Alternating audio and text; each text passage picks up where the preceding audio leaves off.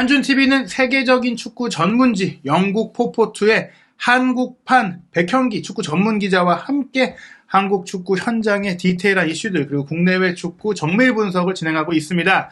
최근 역시 가장 큰 화두는 클린스만 감독이 한국 대표팀에 어떤 축구를 좀 보여줄 것인가 했는데 콜롬비아와의 경기를 치르고 나서 어떻게 보면 선임 당시 클린스만 감독이 전술적인 감독은 아니다라고 이제 얘기가 나왔는데 네. 확실한 전술 색깔을 좀 보여줬어요. 그렇습니다. 클린스만 감독이 좀 공백기가 길었잖아요. 굉장히 또 선임 과정에서도 전술에 특화된 감독은 아니다, 매니지먼트에 좀 집중된 게 아니냐라는 그런 우려가 있었는데 첫 경기만 봤을 때는 굉장히 공격적이고 재미있는 축구를 구사를 했습니다. 네, 한국 축구에 더 적합하다고 있는 속도감 있고 좀 신속한 축구, 직접적인 축구를 구사했는데 그런 과정 속에서 사실은 이제 경기 전 훈련들에 이제 취재된 내용들을 보니까 또 최근에 라리가에서 폼도 좋은 이강인 선수를 이제 플레이메이커로 두는 좀 이강인 선수를 중심으로 한 축구가 되지 않겠느냐라는 전망이 있었는데 첫 경기 이제 콜롬비아와의 경기를 보니까 오히려 이강인 선수 중심이 아니라 손흥민 프리롤 그리고 이 손흥민 프리롤이 오히려 이강인 선수가 주전으로 뛰기는 좀 어려운 환경이다라는 얘기들이 나오고 있어서 그 부분에 대해서 또 현직 축구 해설위원으로 활동 중인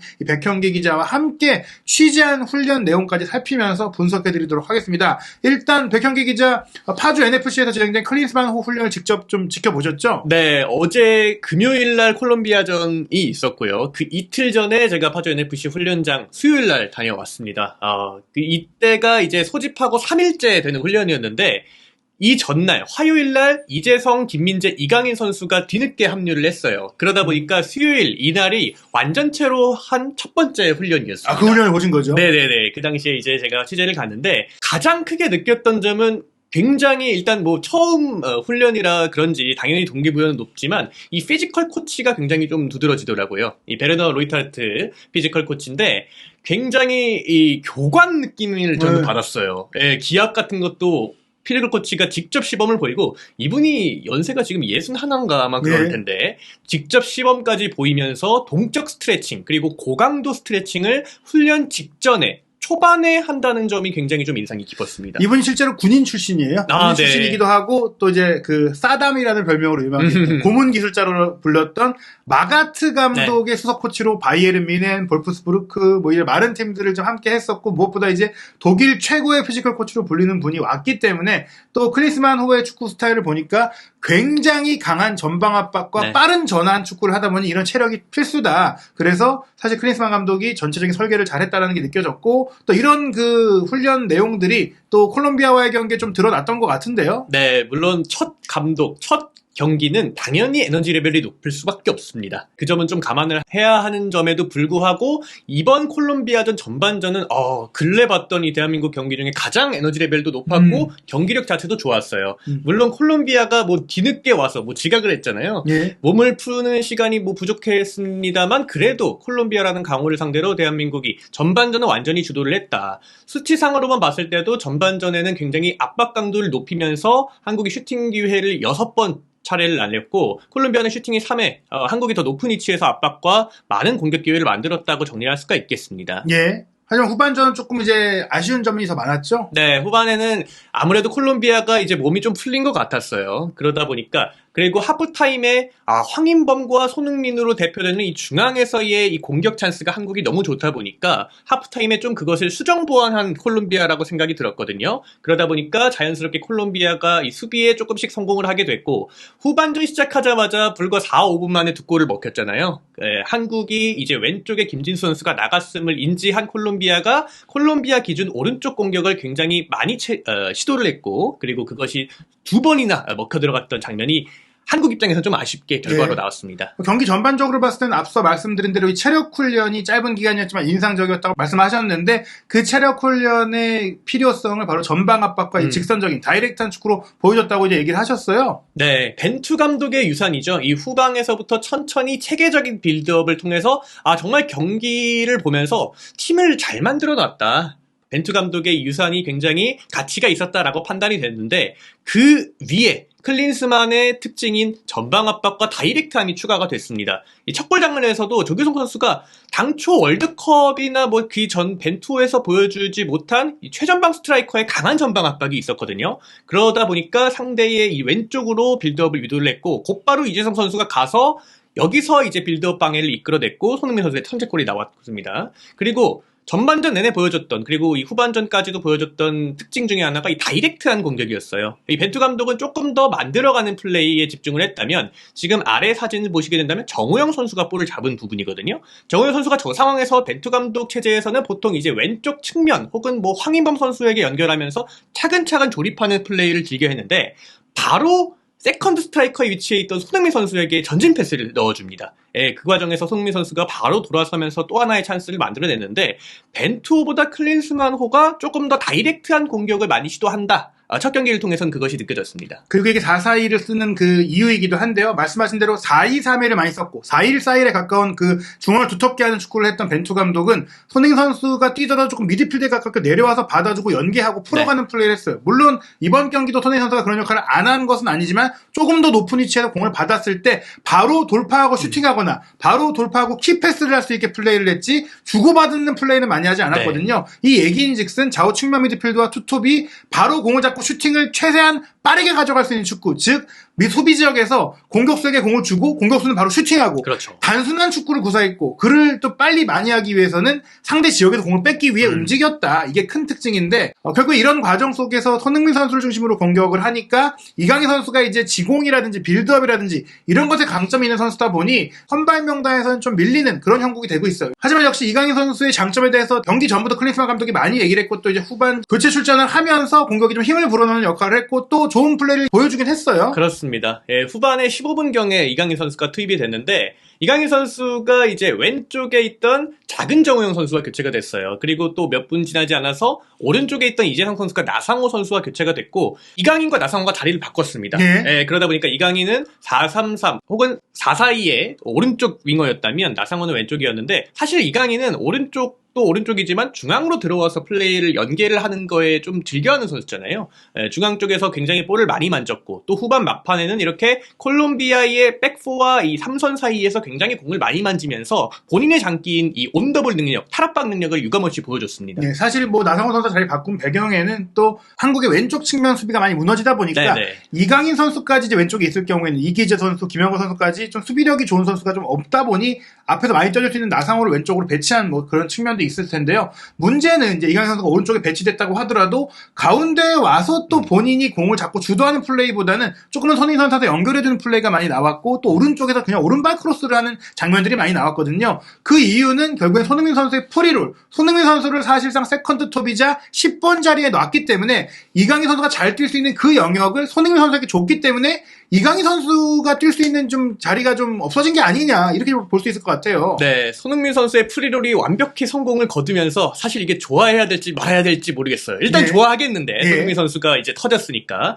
이 세컨드 스트라이커, 그리고 클린스만호에서 손흥민 선수는 굉장히 프리롤 역할을 했습니다. 중앙에 위치해 있긴 합니다만, 왼쪽 작은 정우영 선수가 부족할 때는 왼쪽으로 가고, 또 이재성 선수의 오른쪽까지 순간적으로 이렇게 움직여주면서, 혹은 뭐 패스를 찔러주면서 측면에서의 수적 우위를 굉장히 또 집중을 했던 손흥민 선수였거든요. 그러다 보니까 자연스럽게 이강인 선수가 강점으로 부각될 수 있는 자리, 이 공격형 미드필더 자리에 손흥민 선수가 있다 보니까 이강인 선수와 손흥민 선수, 정말 그 누구도 포기할 수 없는 자원이잖아요, 한국 입장에서는.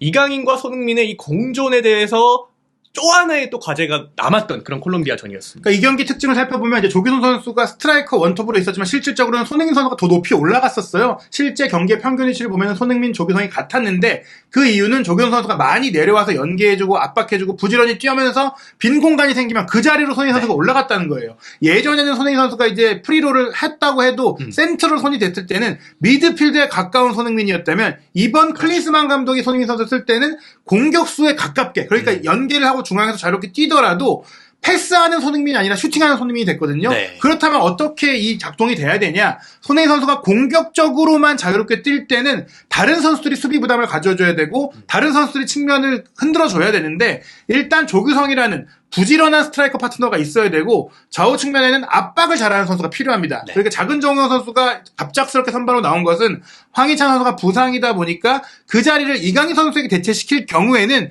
이강인 선수가 아무리 수비적으로 좋아졌다고 하더라도 전형적인 윙포워드처럼 엄청난 속도로 휘젓거나 또 그 수비 압박 능력을 기준으로 하는 선수는 아니다 보니까 작은 정우, 조금 더 이제 그 이타적인 선수를 넣었다. 네. 오른쪽에 이재성도 마찬가지고요. 그 얘기인즉슨 손흥민 선수가 이 자리를 본다면 이강인 선수와 함께 뛰기는 어렵다. 그러니까 손흥민 선수가 왼쪽 윙포워드 뜨고 이강인이 가운데 오면 어떻겠느냐고 생각할 수 있을 텐데 그럴 경우 손흥민 선수가 또 수비 부담을 줘야 돼요. 그렇죠. 즉 손흥민과 이강인 둘 다 수비 부담을 덜어주면서 플레이를 해야 되는데 그러면은 지금 클린스만 감독이 원하는 강한 전방 압박과 다이렉트한 플레이를 하기 위해서는 퍼즐 조각이 맞지 않는다. 네. 둘이 공존하기가 어렵다는 거 아니겠습니까? 그렇죠. 아무래도 압박 강도를 높이고 라인 자체를 높여서 상대의 이 빌드업 실책을 유발하고 그쪽에서부터 공격을 시작하는 게 클린스만호가 콜롬비아전 때 보여줬던 공격 패턴이었거든요. 말씀해 주셨다시피 그러기 위해서는 최전방에서 압박 강도를 높이고 또 성실하게 띄워주면서 손흥민의 수비 부담을 줄여줄 수 있는 선수가 필요한데 그 과정에서 이 작은 정우영 선수가 선발 출전을 했습니다. 네, 사실 뭐 말씀드린 대로 손흥민 왼쪽 이강인 가운데로 가도 공격 운영은 사실 가능해요. 다만 이런 직선적인 축구 4-4-2 대형을 볼 때는 물론 이강인 선수가 마요르카에서 그 역할도 열심히 해주고는 있지만 이게 마요르카는 확실히 약팀인 상태고 한국은 또 강팀인 상태에서 경기를 하다 보니까 측면에서 빠른 속도로 상대를 찢어줄 선수가 필요하다. 이게 무슨 얘기냐면 사실 오른쪽에 이재성 선수도 조금 보면 이강인 선수랑 비슷한 유형이라고 그렇죠. 봐야 돼요. 네. 그러니까 그러니까 오히려 이제 손흥민 선수가 있을 때 이강인이 뛰려면 이재성 선수가 나와야 되는데 또 이재성 선수는 그 전방 압박과 위치 선정과 연계와 그 모든 면에 있어서 조금 이제 노련미에 있어서 네. 좀 한 차원 위에 활약을 하다 보니까 이강인 선수의 최고 위치는 결국에 10번 자리가 될 수밖에 없는데 손흥민 선수를 10번으로 쓴다면 이강인 선수가 왼쪽 공격수로 나오긴 좀 어렵다. 왼쪽에는 최소한 한 명은 빠른 정통파 윙어가 필요한데 그러다 보니까 작은 정우영, 황희찬, 나상호 네. 이런 선수들이 선호될 수밖에 없다는 얘기입니다. 그렇다고 하더라도 이 콜롬비아전이 클린스만 축구의 모든 것은 아니니까 뭐 이건 하나의 실험일 수도 있고 또 우루과이전은 좀 다르게 접근할 수도 있지 않을까 싶기도 한데요. 그렇죠. 말씀해주신 대로 이 손흥민 선수로 프리롤을 활동을 시키면서 콜롬비아전 때 어쨌든 긍정적인 면을 봤단 말이에요. 하지만 이 콜롬비아전은 어떻게 보면 하나의 또 실험 과정이기 때문에 이강인 선수를 꾸준하게 어떻게 활용할 거냐에 대한 질문은 코치진들 사이에서도 계속 고민을 할 겁니다. 그 중에서도 이제 몇 가지 옵션을 제가 제시를 해보는데 이 손흥민과 이강인을 공존시키기 위해서 그럼에도 불구하고 이강인을 왼쪽 윙어로 활용할 수 있는 방법도 저는 충분히 가능하다고 생각이 들어요. 왜냐면 아까 이제 지적됐던 게 이 왼쪽에서 어쨌든 전방에서 많이 띄워줄 수 있고 수비적인 가담까지 해줄 수 있는 정우영이 조금은 일단은 1차전에서는 우위를 받았잖아요. 하지만 이강인 선수가 이번 시즌 내내 마요르카에서 보여주고 있는 활약을 비춰봤을 때 단점으로 지적됐던 이 수비력과 저돌성 그리고 전방 압박 능력이 한층 향상이 됐습니다. 예, 그 과정에 있어서 사실 지난 시즌과 이번 시즌의 이강인 선수를 1대1로 비교하자면 사실 다른 선수라고 보시면 될 것 같아요. 수비적인 가담도 그리고 왼쪽에서의 수비적인 위치 선정도 굉장히 좋아졌기 때문에 손흥민 선수와 공존하기 위해서는 이 왼쪽에 손흥민이 아니라 왼쪽에 이강인을 두고 콜롬비아전처럼 손흥민 선수를 세컨드 스트라이커 혹은 프리롤처럼 움직이게 해준다면 이강인의 왼쪽 플레이메이킹 그리고 손흥민 선수의 이 득점력까지 다 챙길 수 있는 방법이라고 생각이 듭니다. 네, 그리고 현재 황희찬 선수가 부상으로 빠져있는 와중에 작은 정우영 선수 같은 경우에는 이제 공키핑력에서도 아쉬움을 보이면서 또 동점골 허용 당시에 이제 빌미가 되기도 했었거든요. 이강인 선수 같은 경우에 이번 경기 교체로 나왔을 때 거의 공을 뺏기지 않는 플레이 또 밸런스를 보여줬기 때문에 속도감에 있어서 또 사실 작은 정우영 선수도 그렇게 좀 크게 못 보여줬다고 한다면 콜롬비아전에 이어 우루과이전 같은 경우에는 이강인 선수를 먼저 써볼 가능성, 전술을 그대로 유지하면서 이강인을 왼쪽 정발 윙으로 써볼 수도 있다. 네. 또 혹은 다른 전술을 쓸 가능성도 좀 고려해볼 수 있지 않을까 싶기도 한데요. 그렇죠. 이제 한 경기 치렀습니다. 클린스만 감독이 한 경기를 치렀는데 사실 시간이 많지 않았잖아요. 팀 파악하는데 좀 시간을 많이 소비를 했는데 그렇다 보니까 이 벤투 감독이 기존에 만들어놨던 4-2-3-1 혹은 뭐 4-1-4-1 체제에 크게 벗어나지 않았던 포진이라고 생각이 들어요. 콜롬비아전은. 따라서 장차 이제 4년을 놓고 봤을 때 계속해서 이강인 선수를 어떻게 활용하는 그 고민의 과정에서 많은 포메이션으로 변화할 가능성도 저는 충분히 있다고 봅니다. 4-1-4-1 혹은 4-4-2가 아니라 지금 4-3-3을 제가 일단은 제시를 했는데 저는 아스날을 좀 예시를 들고 싶어요. 최근 또 아스날이 최근 프리미어리그에서도 너무 좋은 성적을 거두고 있는데 이번 시즌 아르테타 감독은 지난 시즌과 달리 4-2-3-1이 아니라 4-3-3 플랫하게 미드필더들을 놓는 그런 전술을 쓰고 있어요. 근데 이제 전형상으로만 플랫이지 경기 내적으로 봤을 때는 이 웨데거르, 파티, 자카가 계속해서 스위칭을 합니다. 그러다 보니까 물론 역할적인 측면에서는 수비적인 역할은 파티가 맡고 자카와 웨데고르가 조금 더 전진하는 그런 역할 차이는 있지만 기본적으로 이 세 명의 선수들이 계속 스위칭을 한단 말이죠. 따라서 이것을 차용해서 황인범, 정우영 그리고 이강인 선수가 4-3-3의 중앙 미드필더로 위치하게 된다면 손흥민과의 동선도 이강인과 겹치지 않고 또 이강인이 2선에서도 활약할 수 있지만 3선에서의 플레이메이킹, 조립하는 능력이 굉장히 좋지 않습니까? 따라서 손흥민과의 공존을 위해서 4-3-3의 이강인을 중앙 미드필더로 두는 선택지도 충분히 고려해볼 만하다. 이런 생각이 듭니다. 뭐 이렇게 될 경우에도 이강인 선수가 실질적으로 4-2-3-1의 10번 역할을 또 오가면서 플레이할 수 있는데 이게 유사시에 이제 손흥민 선수가 가운데로 좀 들어오는 상황을 고려했을 때는 이강인이 내려가는 상황이 될 수 있다. 좀 이렇게 얘기를 하신 것 같아요. 이제 크게 봤을 때 비슷해 볼 수 있어도 디테일이 달 수 있는 부분들인데 이런 조정들을 통해서 결국에 이제 크리스만 감독이 또 경기를 앞둔 회견에서는 앞으로 이강인의 마요르카 경기를 모두 보겠다고 했습니다. 그 얘기 이제 이강인 선수를 어떻게 쓸지에 대해서는 아직은 솔직히 좀 이제 내가 처음 생각한 플랜에서는 전방에서 압박하는 선수라든지 스피드 좋은 윙어를 쓰고 손흥민을 그 10번 자리로 쓸 것인데 이강인의 장점을 내가 좀 더 살펴보고 또 여러 가지로 써보겠다라고 볼 수 있을 것 같아요. 왜냐? 뭐 아시안컵이 또 1년 뒤에 있긴 하지만 결국에 이제 궁극적인 목표는 3년 뒤 이제 월드컵이기 때문에 지금 이 한 경기로 이제 이강인 자리에 없어. 손흥민 프리로 10번 체제니까 이강인은 쪼커로만 쓸 거야. 이렇게 속단할 수는 없다. 그렇죠. 다만 이제 콜롬비아 전에 보여준 그 플랜으로 봤을 때는 이강인 선수가 조금은 경쟁을 해야 되는 상황일 수 있다. 이렇게 좀 볼 수가 있겠는데요. 그런 가운데 이번 우루과이과의 경기, 사실 우루과이가 일본과의 경기를 치렀을 때 조금 변화를 많이 줄 수밖에 없었기 때문에 또 이 경기를 봤을 때는 이강인 선수의 활용도가 충분히 또 떠올랐어요. 네, 어제 제가 근무를 하면서 사실 한국 경기 이전에 우루과이와 일본 경기를 풀타임으로 봤어요. 네. 우루과이가 사실 많이 바뀌었더라고요. 네. 당초에 이 우루과이라 하면은 이 4-4-2를 필두로 해서 굉장히 간격을 중시하는 그런 컴팩트한 축구를 구사했던 우루과이였는데 월드컵이 끝나고 디에고 알론소 감독을 전격 경질을 했습니다. 네. 그러면서 20세 이하 대표팀 감독이었던 마르셀로 브롤리 감독을 성인 대표팀 감독으로 선임을 했어요. 따라서 이 4-4-2가 아니라 최근 들어서는 이 4-2-3-1 포메이션을 썼더라고요. 일본전에서는. 물론 뭐 벤탄쿠르가 없어서 뭐 그런 선택지가 없는 것도 있었습니다만 포진을 보시게 된다면 디에고 로시나 뭐 파쿤도 펠리스트리 같이 젊은 선수들을 양쪽 윙어로 좀 기용을 했어요. 그러면서 당초에는 벤탄쿠르나 발베르데가 4-4-2 중앙 미드필더에서 다이렉트하게 공격을 전개했다면 조금 더 측면에서 만들어가는 플레이를 많이 하더라고요. 네. 따라서 이 발베르데가 중앙 미드필더, 공격형 미드필더로 갔는데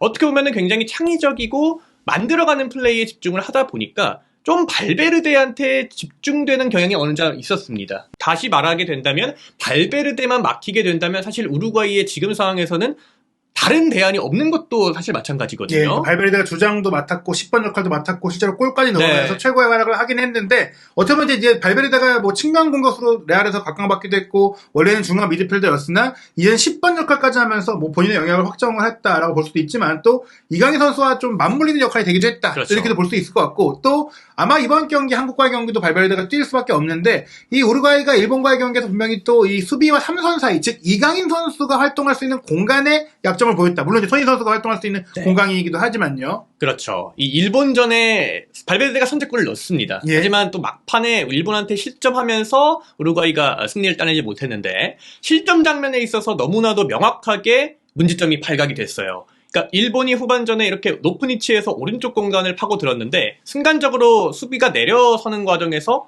3선과 백포 사이의 공간이 굉장히 많이 노출됐던 우루과이였습니다. 물론 뭐 이런 상황들이 사실 자신의 골대 쪽으로 수비가 가게 된다면 이런 상황들이 제일 위험한 상황이긴 합니다만 그 상황에서도 이 3선 미드필더가 충분히 백업하지 못하면서 상대 2선에게 공간을 내주게 되는 이 상황에서 실점을 했거든요. 다시 말하게 된다면은 이제 이 공간이 우루과이전에서는 한국의 손흥민이나 혹은 이강인 선수가 계속해서 파고들어야 하는 지점이기 때문에 우루과이전에서는 이 공간을 좀 공략할 필요가 있다고 생각이 들어요. 예, 그리고 이런 공간들을 활용하기 위해서는 손흥민 프리롤 플러스 이강인 선수까지도 10번 역할을 함께 그 스위칭해서 플레이하는 또 패턴도 가능하기 때문에 또 사실 크리스만 감독이 경기 후에 얘기한 게 황의조 선수 결정에 대해 얘기한 것도 경기가 만약에 120분짜리였다면 더 많은 선수를 써봤을 것이다라고 한 게 결국엔 소집했던 선수 상당수들 그래도 좀 보겠다. 선수를 파악하는 시기로 삼겠다라고 한 것이니 우루과이전은 또 다른 선수들, 또 다른 조합, 또 다른 이제 선발 멤버가 나올 수 있다라고 봐야 될 것 같고요. 콜롬비아전의 축구를 기준으로 보자면 이강인 선수의 자리가 없다라고 말씀드릴 수 있겠지만 콜롬비아전은 어떻게 보면 이강인 선수를 선발로 두지 않는 플레이를 볼 수도 있는 거고 그렇죠. 또 우루과이전은 이강인 선수가 플레이에 들어갈 수도 있다라고도 할 수 있겠습니다. 하지만 이제 기본적으로 이제 지금 크리스만 감독이 추구하는 패턴을 본다면 그래도 콜롬비아전이 플랜 A가 아닐까 싶은데요. 과연 크리스만 감독은 지금 손흥민 선수를 극대화할 수 있는 이제 전술을 바로 찾아냈는데 또 이강인 선수를 극대화할 전술도 찾아낼 수 있을지 또 우루과이전의 내용들 살펴보고 또 포포투의 현장 취재 내용들 또 이번 경기는 직접 경기장에 보러 가시잖아요. 네, 이번에 취재 갑니다. 예, 그 네. 이후에 또 디테일한 현장 분석까지 전해드리도록 할 테니까요. 한준TV 포포투와 협업하는 콘텐츠들 구독, 좋아요, 알림 설정을 통해서 놓치지 않으시기 바랍니다.